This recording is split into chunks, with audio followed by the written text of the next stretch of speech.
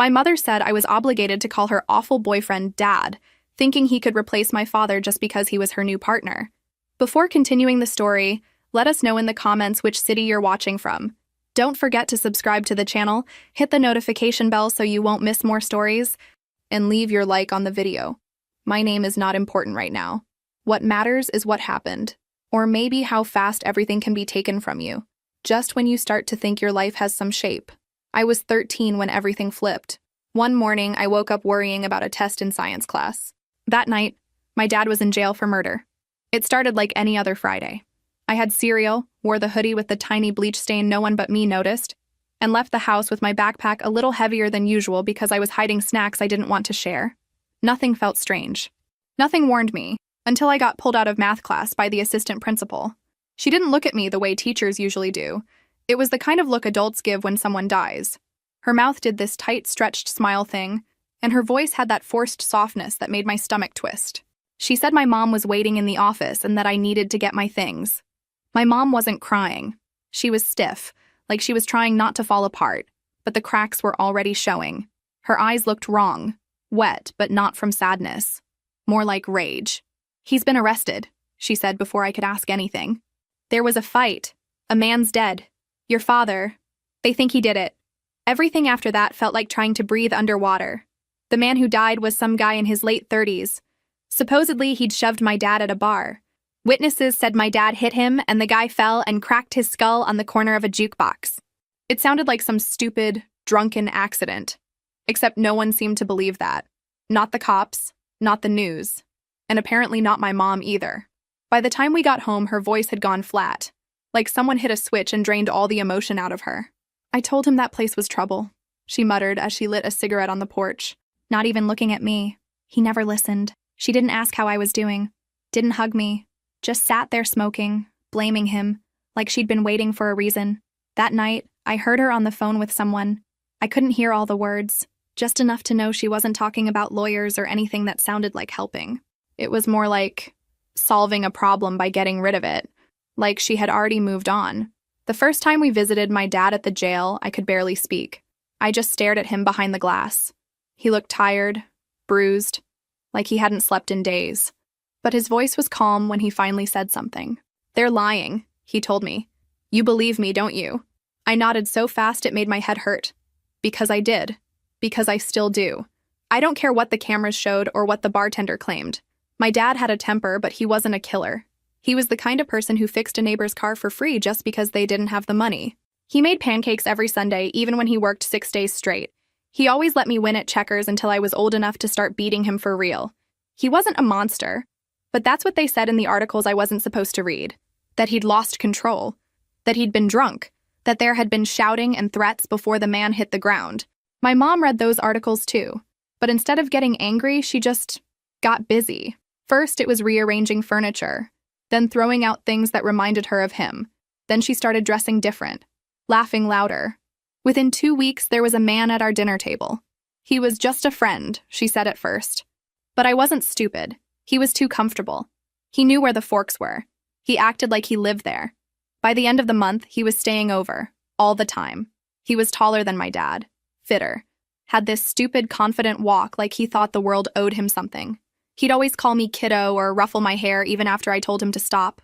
He laughed too loud at his own jokes and always stared too long when I entered a room. I tried to ignore him.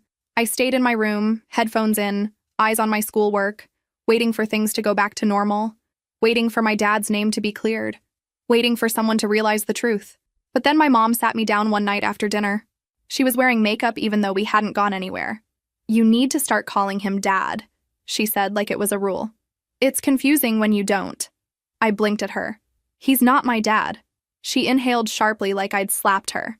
"Your father made his choices," she said. "We're a family now.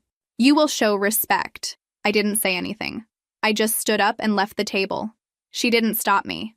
That night, I cried so hard into my pillow I thought I'd choke on it. Not just because I missed my dad or because I hated the way the new guy walked around our house like he owned it. It was something deeper. Like I was slowly being erased, one rule at a time. They moved his things out of the garage the next day, replaced his tools with gym equipment, started parking their car in the driveway. They were building a life, over his grave almost. like they wanted to bury him before he was even convicted. And all I could do was watch, because I was just 13, and no one wanted to hear what I had to say. But I was watching and remembering, and even if they thought I was small or quiet or broken, they were going to regret underestimating me. The first time he called me princess, I felt something shift in my stomach, like when you eat something bad and know immediately it's going to come back up later. My mom laughed when he said it. She thought it was cute. I pretended I didn't hear. I started keeping my door locked, which only lasted 3 days before she told him to take the lock off completely, for safety reasons.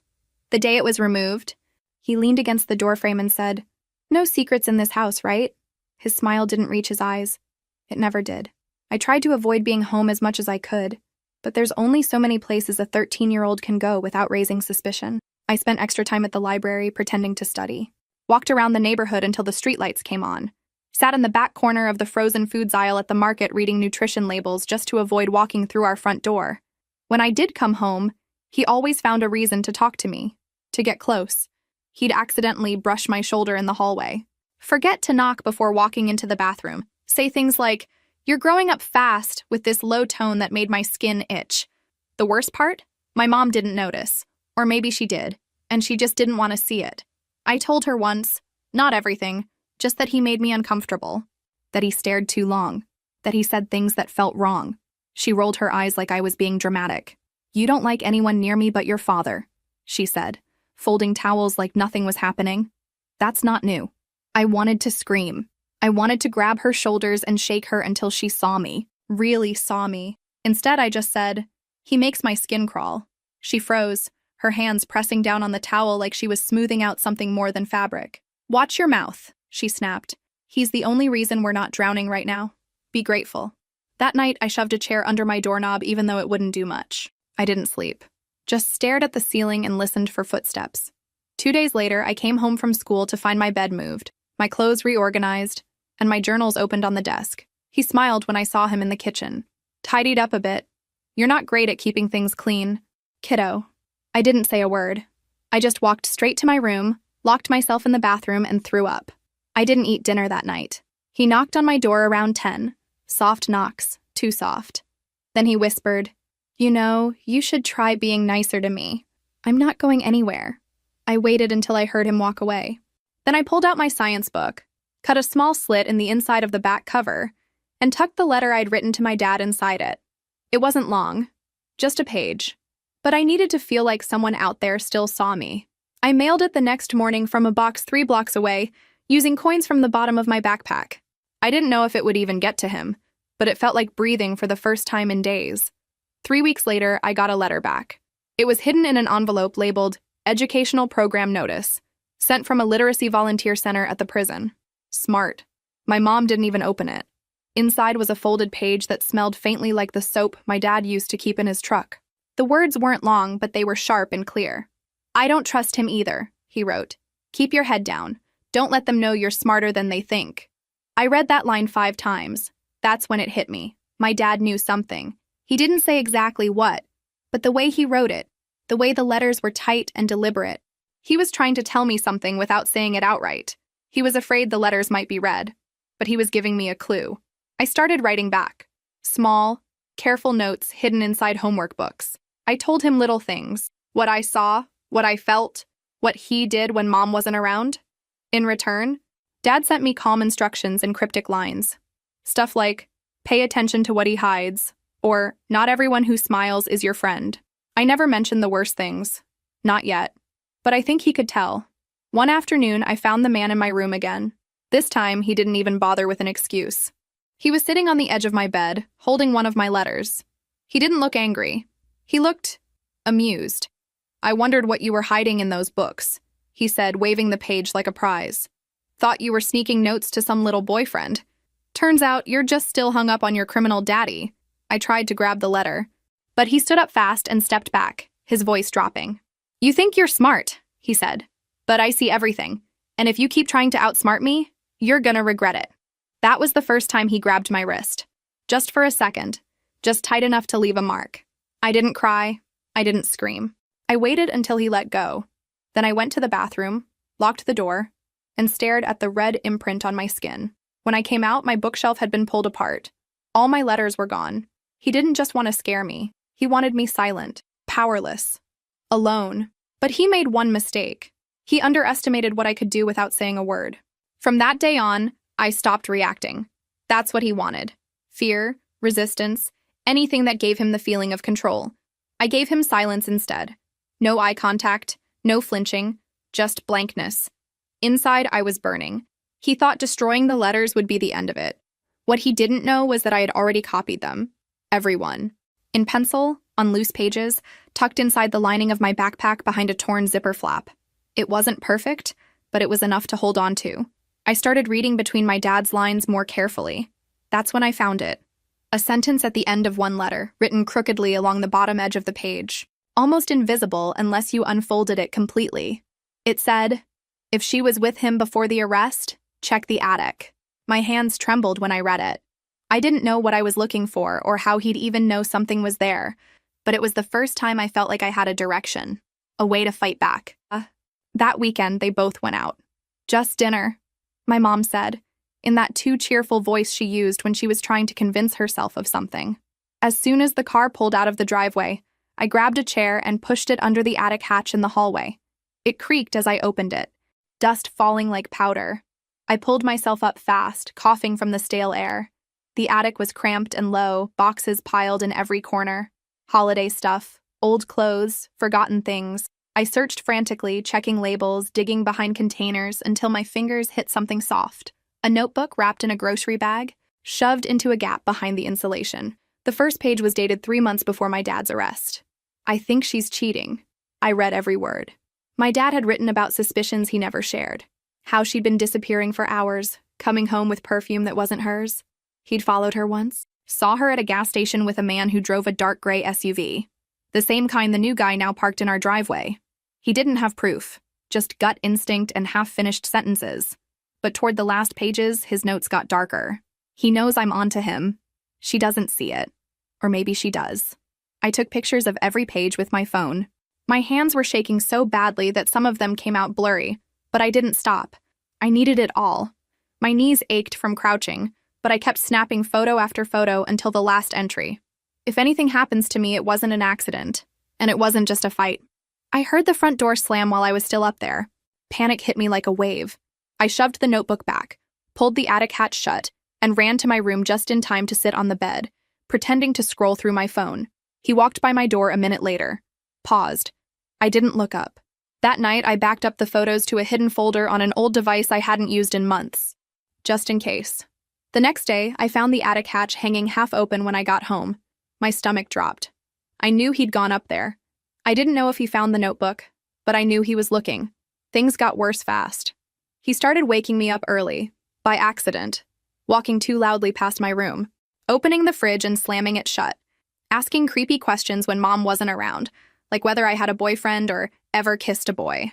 Then, the door to my room disappeared. I came home from school one afternoon and it was just gone. The hinges, the knob, the whole thing. In its place was a clean frame and a smug smile on his face. "Open space builds trust," he said, arms crossed. My mom didn't say anything. She didn't look at me at all. That night I changed clothes in the closet, knees against my chest, heart pounding. 2 days later, he said we were going on a family weekend, to a cabin, out by the lake. My mom seemed thrilled. She called it a chance to reset. I knew exactly what it was. Isolation. Control. No neighbors. No escape. We left Friday afternoon. The cabin was small, old, surrounded by pine trees that blocked most of the sun. There was no cell service, no Wi-Fi, one bathroom, and one bed for them. He showed me my room, which was just a converted storage closet with a cot and a small window too high to reach. The first night, I locked the window with a chair under it. The second night, he came into the room after my mom fell asleep. He closed the door slowly, like he wanted me to hear the sound. Like he wanted me to know there was no one coming. I froze. He leaned against the wall, said my name, soft. "You really think your dad can save you?" I didn't answer. He stepped closer. "You're not a kid anymore. Maybe it's time you stop pretending you don't understand how this works." I wanted to scream, but I didn't. I grabbed the lamp next to the cot and held it tight. He smiled, like it was funny. Then he backed away. "Sooner or later, you'll figure out fighting only makes things worse." The door clicked shut behind him. I sat on the floor until the sun came up. When we got back home, I didn't go to school. I couldn't. I couldn't sit in a room full of people pretending like my skin didn't feel scorched from the inside out. That afternoon, my mom found the letters I'd hidden again. The new ones. She burned them in the sink. Didn't even look at me while she did it. Just said, "You brought this on yourself." Then she turned and told him to take care of the door. Again. That night, I slept with my shoes on, because I knew it was only a matter of time. And next time, I might not make it out. The morning after she burned the letters, I didn't cry. I didn't scream or argue or even speak. Something inside me had snapped, but not the way she wanted. It wasn't fear anymore. It was calculation, and I knew exactly what I had to do. I waited 2 days, pretending to be hollow. I kept my head down, nodded when spoken to, stayed quiet at dinner. He watched me like a predator waiting for a twitch, but I gave him nothing. That Sunday, just after lunch, they both went out to look at furniture for the new home office she wanted him to have. I had an hour, maybe 2 if I was lucky. I grabbed the chair from the hallway, pushed it under the attic hatch again, and climbed up fast, remembering the exact box from last time. The notebook was still there, but something was different. The grocery bag had been shifted. There were fresh creases, like someone had pulled it out and shoved it back quickly. He'd found it, but he hadn't destroyed it. That was his mistake. I slid it out and flipped past the early pages I'd already photographed. I didn't need the part where my dad suspected the affair. I needed more. Something concrete. Something dangerous. A folded envelope was tucked between 2 pages I hadn't reached before. It was labeled only with a date, 2 weeks before the night of the bar incident. Inside was a printed receipt from a pawn shop in another county. It showed the sale of a men's gold chain and a set of tools. Both items I remembered my dad swearing he never sold. Items he thought had been stolen when he came home one night and found the garage door wide open. Under the receipt, a sticky note in his handwriting. "Didn't pawn these. She had the car that day. He was here." The weight in my chest grew heavier. I turned the page. Saw his SUV again, parked 3 blocks away. Same plates. She says it's her coworker. Then why was she holding his hand? Then I confronted her. She said I was crazy. Then I got the anonymous tip. Someone called saying I had a record at Murphy's. I've never even been there before. He's planning something. I know it. I kept reading. The entries grew more erratic, like he was panicking. She thinks I'm losing it. I can't sleep. He's in her phone now under a fake name. I saw the messages. She said he suspects. Be careful. This isn't just cheating. It's something else. Something worse. My breath caught when I saw the final page, dated the day before his arrest. She asked me to go to Murphy's bar, said she wanted to talk in public. He'll be there. I know it. I'm not drinking tonight. I want to catch him slipping. If anything happens to me, it wasn't random. There was a small map drawn under that line. A rough sketch of the bar's layout. 2 exits. Bathroom in the back. Marked with an X next to a note. He likes to pick fights. Watch the cameras. I stared at that page for a long time. It wasn't just paranoia. My dad had known, or at least feared, that something was being planned. That he might be set up. And he'd left that notebook in the one place she'd never look. Only I had found it. I took my phone and photographed every page I hadn't captured before, this time more carefully. Flash off. Angles tight. No blur. When I was done, I wrapped it all back and shoved the box deeper behind the insulation. Then I eased the attic hatch closed and moved the chair back like nothing happened. They got home 20 minutes later. He asked what I'd done that day. I said, studied. He smiled like he didn't believe me, but didn't press. My mom said she wanted to repaint my room soon, said it would help me move forward. I nodded. That night, I opened a private cloud account and uploaded every photo. Then I copied the photos onto a cheap USB stick I'd found in the junk drawer and taped it to the underside of my dresser. The next day, he almost caught me. I was in the attic again, just for a minute, trying to grab a second envelope I'd missed the first time. I heard the front door open, hours before they were supposed to return. His footsteps echoed down the hall. My stomach flipped. I shut the box, slid back to the hatch, and listened. He was in the kitchen. I had 20 seconds, maybe less. I climbed down as quietly as I could, tiptoed to the laundry room, and pretended I'd been folding towels. He never saw me come down, but he stood in the hallway for a long time, looking up at the ceiling. That night, he stormed into my room, yanked my backpack off the floor, and dumped everything out. When he didn't find anything, he pulled open my drawers, threw my clothes on the floor, tore my notebooks, smashed my pencil case. My mom came running but didn't stop him. "I know you're hiding something," he hissed. "I'll find it." She just stood there, watching.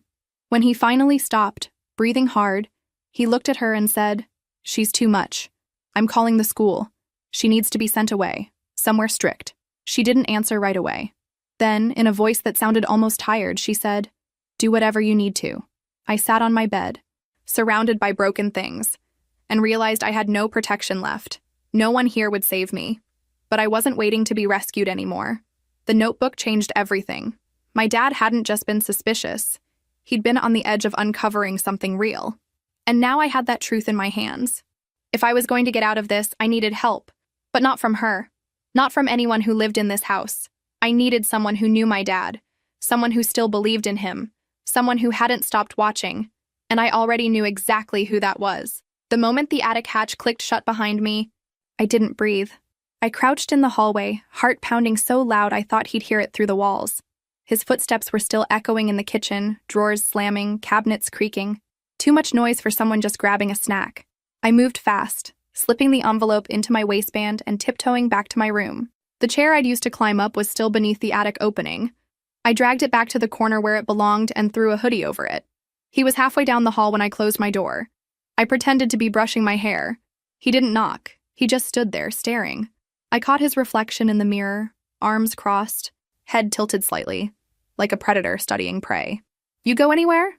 I looked him in the eye and lied. "Just laundry." He watched me for a second longer than necessary, then walked away. I counted every footstep until I heard the TV turn on downstairs. Once the sound was steady, I pulled the envelope back out, sat on the floor, and carefully opened it. Inside was another sheet from my dad's notebook. This one torn at the edges, smudged, rushed. I think he's planning something to frame me. I think she knows. There's a camera at the back of Murphy's. Ask the bartender about the night of the fight. He'll pretend he doesn't remember. But he saw him there. Then in darker ink written later, "The guy I saw her with is the one she's with now. He's dangerous. If he gets in, she'll never get out." He wasn't talking about himself. He was talking about me. I didn't even let myself feel it. I stood up, locked the bathroom door from the inside, and turned the shower on full blast to cover the sound. Then I took out both phones, the one I used every day, and the old one I'd been hiding under the floorboard behind my dresser. I connected to our neighbor's unsecured Wi-Fi, something I'd tested weeks ago just in case. It worked. I uploaded every single image, every notebook page, the pawn receipt, even the note with the bar sketch, to a private folder, encrypted and backed up. Then I emailed it to myself, to a second account I never used, and saved it again on the USB stick. I even took a screenshot of the cloud folder just to prove it existed. When I turned off the water, I sat on the toilet seat and waited, staring at the USB in my hand like it was a heartbeat. I taped it inside the tank's lid under the porcelain. Not perfect, but safer than my drawer. I went back to my room and found him already there. He was sitting on my bed, turning one of my notebooks over in his hands. "You always this jumpy?" he asked, not looking up. "You've been off. I'm tired." He smiled like he didn't believe me. "Let's see what we've got in here," he said, flipping through the pages. Nothing sensitive, just math notes. But I hated that he touched it. When he stood, he dropped it to the floor like garbage. That night, I slept fully dressed again. Hoodie, sneakers, hair in a braid. The USB in the tank wasn't enough. I needed someone else to know. I needed to find someone who'd believe me. And fast. But I didn't get the chance. The next morning, he was already waiting in the kitchen when I came down. "Your mom and I talked," he said, buttering toast like we were friends. "You're clearly struggling, acting out. She's worried, so we made a decision." I didn't sit. "You're gonna go away for a bit, just until you're back on track. A school with structure, rules, somewhere quiet." My stomach dropped. He was smiling too much, too controlled. "An internato?" I asked, even though I already knew the answer. He nodded slowly. "Remote. No distractions. No phones." He was sending me away. Not because I was unstable, because I was close. My mom came in, holding a brochure. She didn't meet my eyes. "I went to a place like this when I was your age," she said. "It helped me grow up." I stared at her. She didn't flinch. "You already applied?" I asked. She said nothing. The brochure slid onto the table. "Classes start next month," he added. "But we're going to visit early. Let you get settled." I couldn't breathe. My voice came out flat. "How far is it?" 2 states over. Beautiful mountain campus. No visitors the first 6 weeks, but after that, I didn't hear the rest. I went back upstairs. In the hallway, I paused outside the attic. He'd searched it, I was sure of it. But he hadn't found the USB, the backups, the photos, and he hadn't stopped me yet. But he would. The rest of the day, I kept my eyes down. I didn't ask questions, I didn't argue. I waited until he went to the store.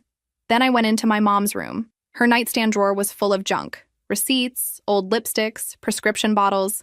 But tucked in the back was her phone. I took it. Downstairs, I airdropped 2 key images from my old phone. The bar sketch and the note about the camera. Just those 2. I deleted the transfer history, then I put it back exactly where I found it. She would see them eventually. I didn't expect her to believe me, but a seed would be planted. I needed that. When he came back, he brought home fast food, tried to hand me a milkshake. I said I wasn't hungry. That night, he searched my room again. Not carefully, aggressively. He flipped my mattress, dumped out every drawer, even pulled my shoes apart. When he found nothing, he laughed under his breath like he'd won. "You really think you're clever," he said, stepping closer.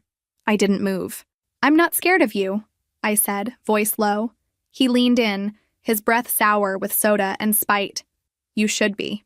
When he left, I cleaned up the mess, heart steady. I had one chance left. The man I needed was someone my dad used to talk about, his best friend since high school. The one who came to my birthday even when he moved an hour away. He'd stopped visiting after the arrest, probably assuming the worst. But I remembered where he lived. I had the address written in an old card from 2 years ago, still tucked in the back of my closet in a shoebox I hadn't touched. I pulled it out. The envelope was faded, but the return address was still there. The next step was clear. If I wanted to survive, I had to get to him, before they sent me away for good.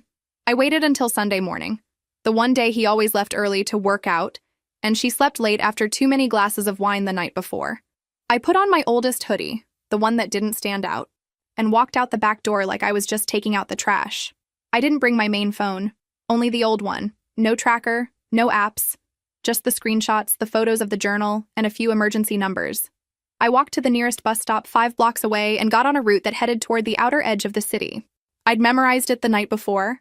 The bus was half empty, a couple of college kids, a man in a suit eating a sandwich, a woman asleep against the window. It took nearly an hour to get to the neighborhood. I got off 3 stops early and walked the rest of the way, just in case. The address was a small 1-story house with a crooked mailbox and peeling paint on the porch rail. The front yard had a tire swing and a plastic garden gnome tipped on its side. It looked forgotten. I stood on the sidewalk for a full minute before I worked up the nerve to knock. He opened the door wearing a faded t-shirt and pajama pants, holding a mug that said "World's Okayest Uncle." At first, he didn't recognize me. His eyes scanned my face, confused. Then his expression shifted. "I don't have time," I said, voice low. "Can I come in?" He hesitated, looked over my shoulder like he expected someone to be watching. Then he opened the door wider. Inside, the house smelled like coffee and old carpet.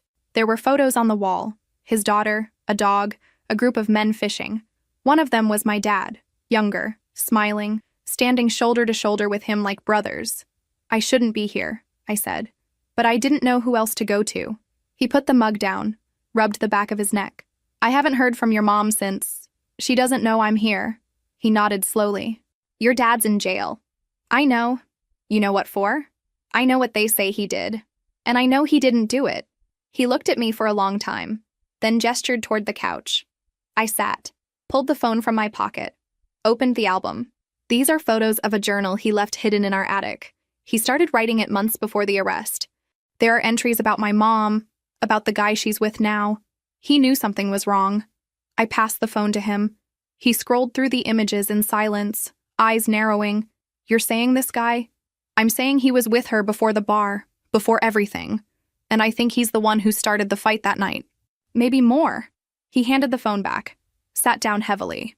I knew something didn't make sense. Your dad was hot-headed, sure, but not a killer. Never. I leaned forward. "I need help. He's sending me away. Out of state. Somewhere I won't be able to talk to anyone. I have maybe a week." He rubbed his face, let out a breath. "I know someone," he said finally. "Someone who used to work with private investigators. Not a cop. Quiet. She might be able to look into the bar footage. See if that camera your dad mentioned still exists." I nodded. "Can I send you the files?" He handed me an email address, then looked me straight in the eye. "Are you safe right now?" "No." "Are you in danger?" I nodded once. He looked down, hands clenched together, then stood. All right, he said. Let's get to work. He pulled out a laptop, scribbled notes, asked me about everything. The attic, the letters, the bar, the guy's SUV, the threats. He didn't question me like I was a kid. He listened. Then he pulled out an old phone, powered it on, and handed it to me. Use this from now on. Don't call me from your regular number. Don't text. Just use the secure app I just installed. If anything happens, send me a code word. Radio silence. Got it? Got it. I stood to leave. He walked me to the door, paused with his hand on the knob. I should have checked in on you sooner. You didn't know. He looked like he wanted to say more, but didn't. Before I walked away, he stopped me one last time. Hey, he said. The guy your mom's with now. What's his name? I told him. He went still. His eyes sharpened. You sure? Yeah.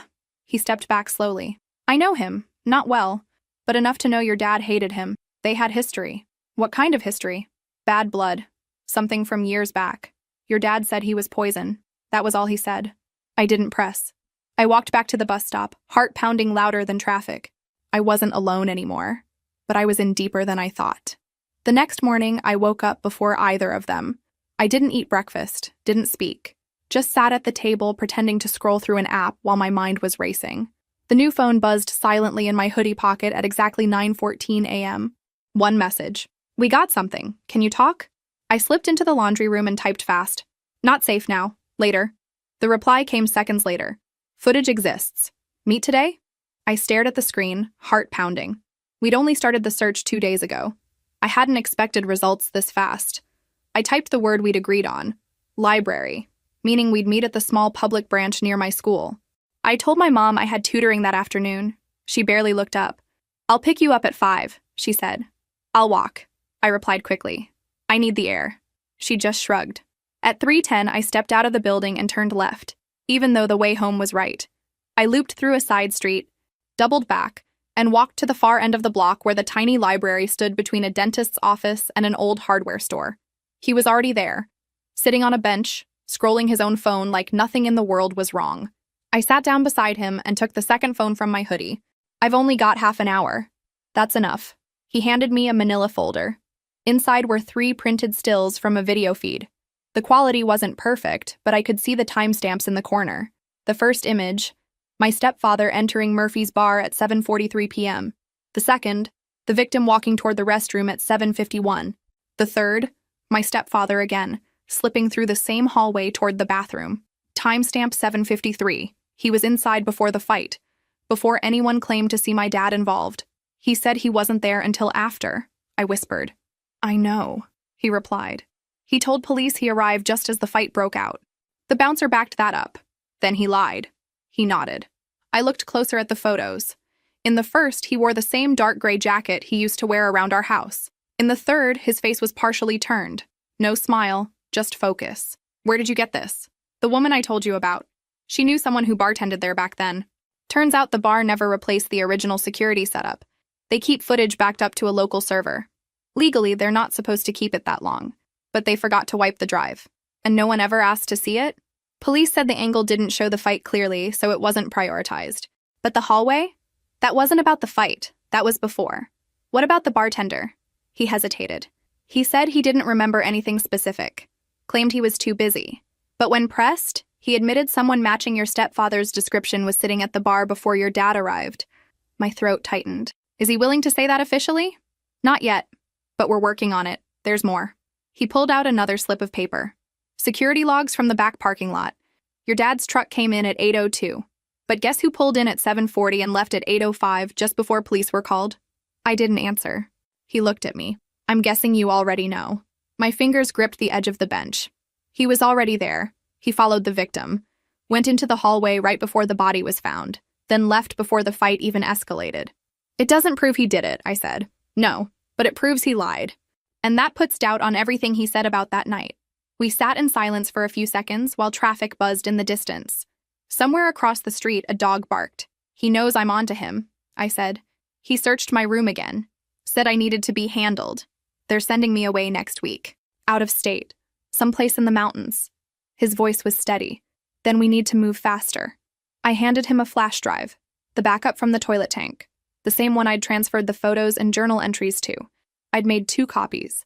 One would stay hidden in the soles of my old sneakers. This one was for him. Everything's on there. He nodded and slipped it into his jacket pocket. I'm talking to someone about getting a lawyer. Someone who'll go over the original case files. There were inconsistencies no one looked at the first time. Things that got buried under assumptions. Do we have time? He glanced at his watch. We've got days, maybe less. But we've got more than we had yesterday. My eyes burned, but I blinked the tears back. I can't let him win. You won't. I stood, pulling my hood back up. Don't contact me unless it's urgent. If they find that phone, I know. I turned to walk away but stopped. Why did he hate my dad so much? He looked at me carefully. Your dad once caught him stealing from a job site. Told him if he ever showed up again, he'd call the cops. That was years ago. But people like that don't forget. I nodded, jaw clenched. They pretend they're victims, I said. But they're just waiting for the right moment. He didn't argue. I crossed the street, cut through the alley, and made my way back toward the library. When I got home, he was sitting on the couch with my mom, both pretending everything was normal. She was laughing at something on TV. His arm was draped behind her like he belonged there. I went upstairs, closed the doorless frame of my room, and sat on the floor. I opened the new phone. One message had come in during the walk home. We're getting close. Don't stop now. I stared at the words for a long time. For the first time in months, I believed them. The plan came together faster than I expected. All it took was a lie, a quiet one. I told him a friend from school was dropping off a textbook. Nothing suspicious, just a quick exchange on the porch. He barely looked up from his phone. I sent a message from the hidden device. 5 minutes. Bring your phone. Mic on. Don't knock. She replied with a thumbs up. We'd practiced the setup days ago. She'd come to the door, say we needed to talk privately, and I'd walk her around to the side of the house where the backyard was mostly hidden. Her phone would be in her back pocket, already recording. He'd follow. He always did. I watched the clock. When she rang the bell, I opened the door fast, smiling like everything was normal. She followed the cue perfectly. Can we talk for a sec? She said. Outside? I nodded, loud enough for him to hear from the living room. Yeah, just a minute. We stepped out, walked past the porch, through the gate, and into the backyard. There was no fence between our yard and the woods beyond, just a thin tree line and a broken bench. I sat on the bench like I'd done 100 times before. She pretended to cry. That wasn't part of the plan, but it worked. I heard the screen door creak, footsteps on gravel. Then he was there. I felt him before I saw him. Everything okay out here? He asked, voice too smooth. She stood up fast, wiping her eyes. I should go. He watched her walk away without saying a word, then turned to me. You gonna tell me what that was about? I didn't answer, just stared down at my hands. He took a step closer. You better not be pulling any more stunts. I've been patient. I've let things slide, but we're done playing now. I waited, silent. That always made him talk more. You think you're clever? He said, with your sad eyes and your little secrets. You think people believe you? But they don't. Nobody does. He sat beside me, too close. You know what your dad was? A hot-headed loser. Always has been. I looked up at him. Let the disgust show, just a little. You planned it, didn't you? I said. He smirked. Planned what? That night. The bar. The fight. He didn't answer right away. Then he leaned back and said, Doesn't matter now. It matters to me. He chuckled. You want a story? Fine. I didn't move, didn't blink. I just let him talk. I was already there when he walked in. He didn't see me. The other guy didn't either. All it took was a little push, a word in the right ear, a little heat. His voice lowered. I waited by the bathrooms. I knew that guy, the one who died, liked to run his mouth when he was drunk. All I had to do was make it look like your dad snapped. Same jacket, same build. It's not hard when people already expect violence. I swallowed hard. You killed him. He smiled. Technically, I bumped into him. He slipped, cracked his head. Tragic accident, right? He looked at me. But your dad was the one who punched him earlier. All I had to do was whisper to the bouncer, say I saw the whole thing. They believed it. So did the cops. Case closed. I forced myself to stay still. Why? He shrugged. Your mom was already mine. He just didn't know it yet. And I wasn't gonna let him ruin that. My nails dug into my palm. You ruined my life. He leaned forward. I fixed your life. Your dad was a time bomb. I did you a favor. You'll see that someday. I stood slowly. He didn't stop me. As I walked toward the house, I felt the phone vibrate once in my pocket, the signal that the recording had saved and uploaded. Inside, my mom was at the sink washing a glass. She looked up when I walked in. "Everything okay?" she asked. He came in behind me. "Yeah," he said. "Just clearing the air." She smiled at him. I didn't respond. I went upstairs and closed the doorless frame behind me like always. Sat on the floor, pulled out the second phone. The audio file was already there. 43 minutes long. I played back the last part, just loud enough for myself. Same jacket, same build. All I had to do was whisper to the bouncer. They believed it. Then I saved it again. One copy to the cloud, one to the USB, one to the hidden drive inside my shoe sole. I messaged the friend. "Got it. Clear audio. You're a lifesaver." She replied instantly. "We're gonna end this." I stared at the screen until it blurred. He had said everything. His own words, his own voice. No denying it, no escaping it. And this time, I wasn't alone. I was going to burn him to the ground, without ever touching a match. The house was silent the next morning. Too silent. I sat at the kitchen table staring at a bowl of cereal I didn't plan to eat. He was out running, his usual Saturday routine. My mom was folding laundry on the couch, the TV playing some home makeover show she wasn't watching. My phone buzzed in my pocket. One word. "Ready?" I stood up. "Hey," I said casually. "Can I show you something?" She glanced over, distracted. "What is it?" I crossed the room and handed her the phone. The screen already displayed the audio file, the one labeled backyard recording. She looked at me, confused. "What is this?"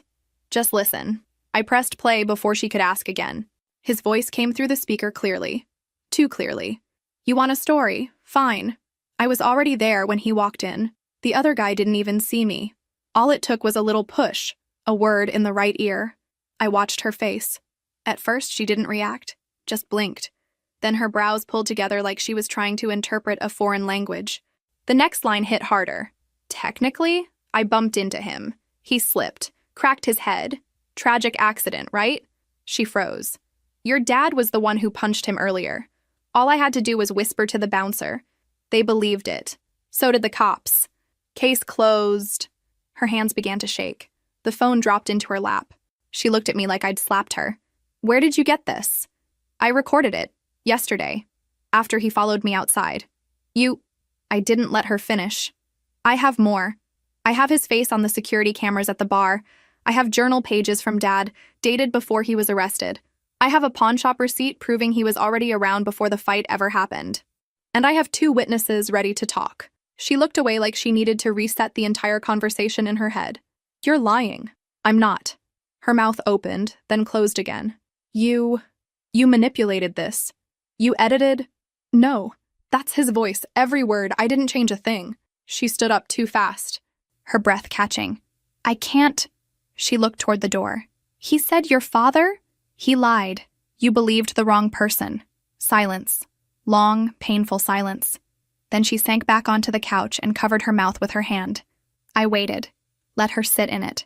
When she finally spoke, her voice was thin. "He told me. I was safe with him. He said he'd protect us. He said your father. He said whatever he had to." She nodded slowly. "Where is he now?" "Out. Probably thinks I'm still asleep." She stood suddenly and walked to the sink like she needed something to do with her hand. She rinsed a glass she'd already cleaned, then slammed it into the drying rack hard enough to crack. "I let him into this house.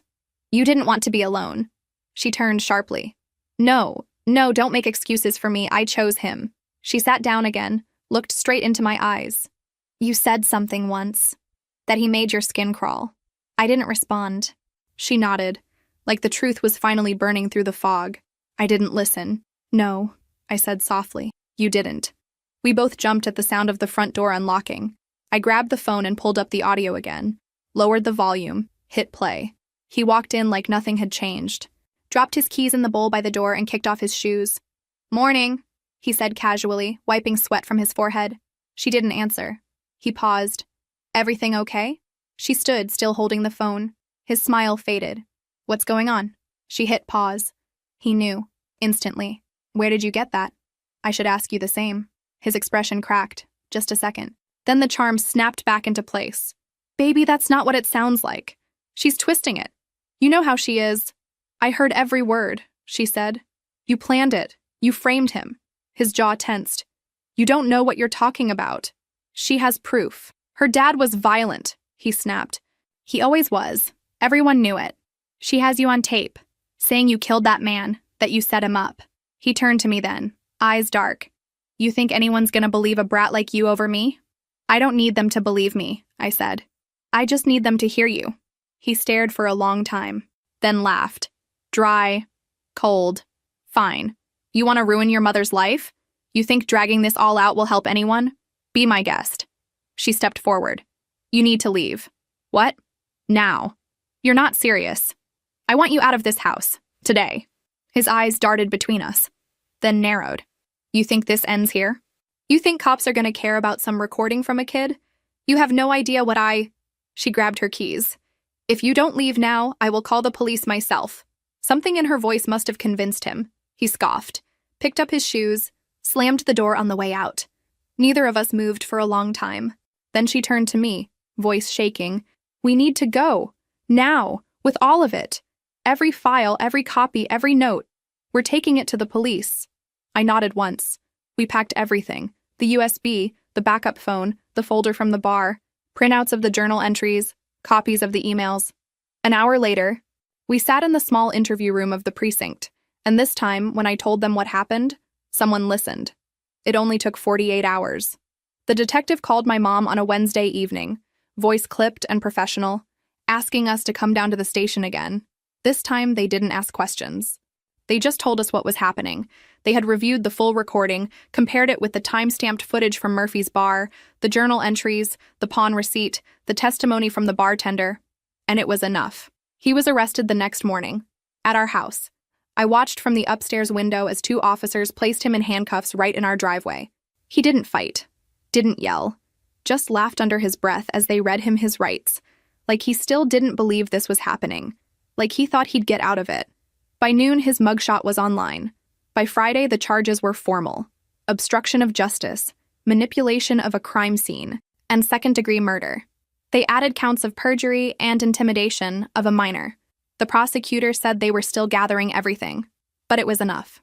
That same day, my dad walked out of county jail. The news didn't show it. No cameras, no reporters, just the slam of a metal gate, a paper bag with his belongings, and a slow, steady walk into the sunlight. He looked thinner, paler. His beard was fuller and patchy, but his eyes, those hadn't changed. When he saw me, he didn't smile. He just pulled me into his chest and held me like something that had almost been taken away for good. I knew you'd figure it out, he whispered. I didn't answer. I couldn't. He stayed with the friend who helped me for a few weeks, said he needed space before thinking about what came next. My mom didn't ask to see him. She barely left her room after the arrest. For days, she didn't talk much. I didn't push. Eventually, she said, I didn't want to know the truth. That's not the same as not knowing it. I didn't argue. Some truths don't deserve forgiveness. The trial began 2 months later. I wasn't required to testify, not technically, but I insisted. They tried to prepare me, rehearsed questions, reviewed statements, but nothing really prepared me for sitting in that chair, under the lights, with him sitting 10 feet away in a suit that didn't fit, and a smirk that hadn't faded. I took the oath, sat up straight, and told the court everything. How he moved into our house days after my dad was arrested. How he tried to control everything. My space, my voice, my mother. How he read my letters. How he threatened me. How he confessed to the crime behind our house, not knowing a phone was recording every word. I looked him in the eye as I said it. He thought no one would believe me. He told me that, over and over. But I didn't need to be believed. I just needed people to listen. His lawyer objected twice. The judge overruled both. When I stepped down, my knees were shaking. But I walked past him without flinching. The prosecution had built a solid case. They presented everything. The footage, the confessions, the timeline inconsistencies. They even brought in a forensic analyst to confirm that the scene at the bar didn't align with the story given at the time of arrest. The angle of impact, the blood spatter, the delay in calling 911. But what changed everything was what came after. 3 other women came forward. Not about murder, but about coercion, abuse, psychological control. One was an ex-girlfriend who said he stalked her for months after she tried to leave. Another was a co-worker who claimed he threatened her after she rejected him. The last was a former tenant who had filed a restraining order he violated. But the case was dropped when she moved away. All of it had been buried. All of it was now in the open. He didn't smile after that. His defense fell apart. The verdict came after 6 days of testimony. Guilty, on all counts. Sentenced to life in prison, no chance of parole before 40 years. I was in the courtroom when they took him away. He didn't look at me, but I looked at him. And I didn't feel fear, just finality. Afterward, reporters tried to reach out. Our front door stayed locked. I didn't want headlines. I didn't want interviews. I didn't want anyone twisting the story into something it wasn't. I just wanted to breathe again. One night, weeks after the trial, my dad and I sat on the hood of his friend's truck watching the sky. "You saved my life," he said. "No," I replied. "You saved mine first." We didn't talk about what came next.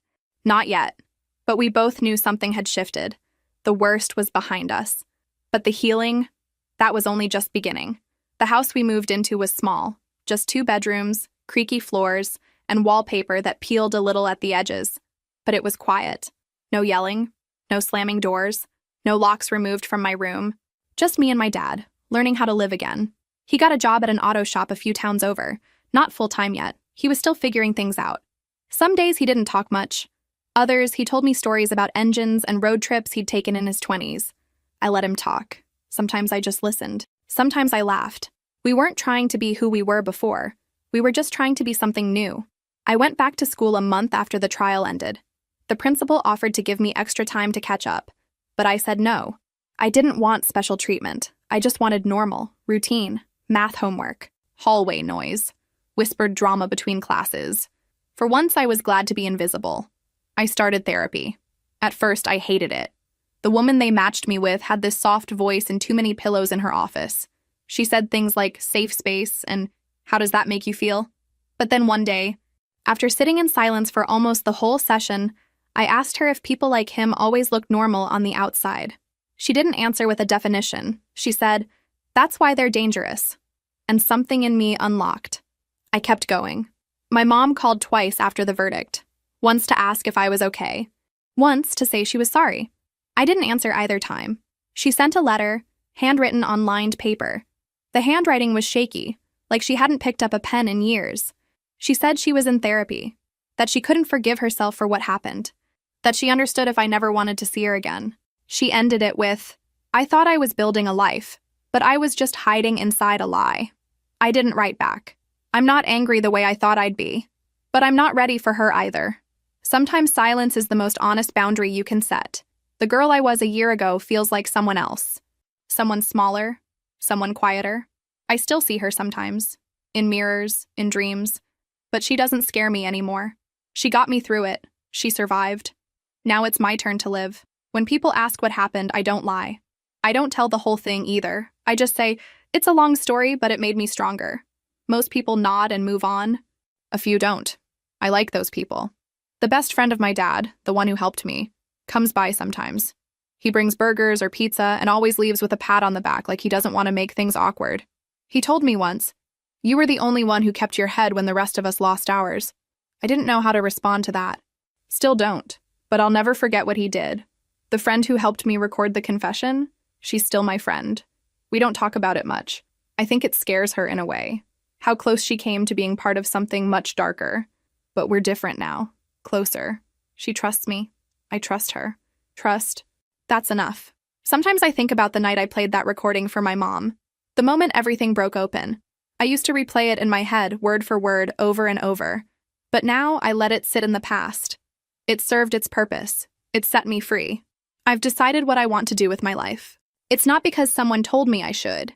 It's because I've seen what happens when people don't believe the ones they should have protected. When evidence gets buried. When the right questions aren't asked. I want to be someone who asks those questions. I've started reading about law. Real law, not the kind from TV dramas. I'm taking notes. Looking up scholarships. Planning. It's still far off, but it feels real in a way nothing ever has. My dad says he's proud of me. He doesn't say it all the time. But when he does, I believe him. I used to think surviving something like this would make me feel powerful, or broken, or bitter. But mostly I just feel clear. I know who I am now. And no one gets to rewrite that again.